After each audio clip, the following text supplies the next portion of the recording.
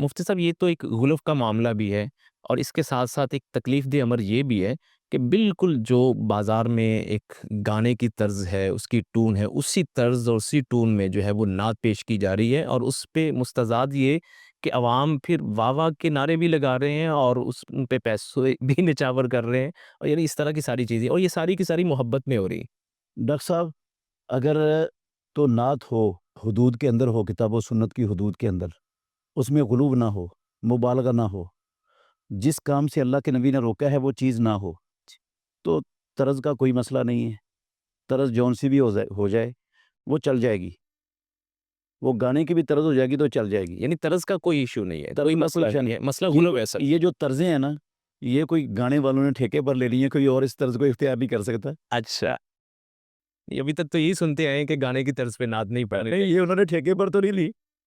انہوں نے بھی بنائی ہے، ابھی وہ طرز بنا سکتے ہیں۔ مسئلہ تو کوئی نہیں ہے طرز میں، مسئلہ طرز میں نہیں ہے، مسئلہ ہے کلمات میں، الفاظ میں، چناؤ قلوب میں، چناؤ میں، مبالغہ انگیزی میں، جس سے اللہ کے نبی نے منع کیا، جیسے قرآن نے بنا۔ منع کیا، جو یہود و نصارہ کا طریقہ تھا، بات اس میں ہے۔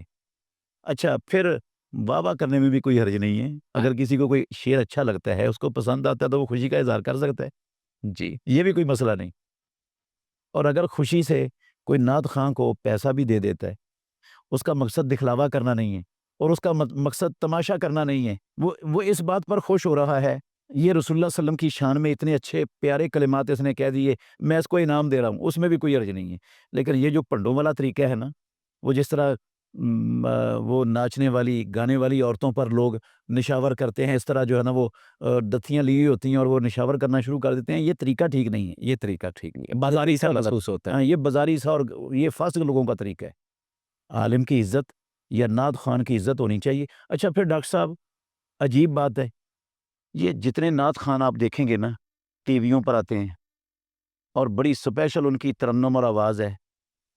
ان میں رسول اللہ صلی اللہ علیہ وسلم کی سیرت کا کوئی پہلو آپ کو نظر ہی نہیں آئے گا۔ یعنی آپ اشارہ کر رہے ہیں ظاہری وضاحت کے ظاہری وضاحت، جی ظاہری وضاحت میں بالکل 100% حدیث کے خلاف ہوں گے۔ جی، اچھا، شرم نہیں آتی ایسے لوگوں کو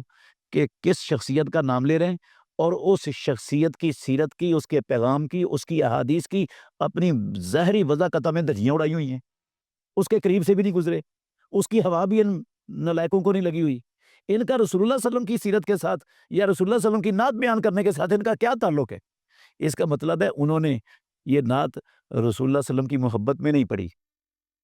یہ کوئی اپنے دنیاوی مفادات حاصل کرنے کے لیے وہ یہ سارا کچھ کر رہے ہیں۔ میں یہ سمجھتا ہوں اگر یہ کاروبار نہ ہوتا یا دنیا کے مفادات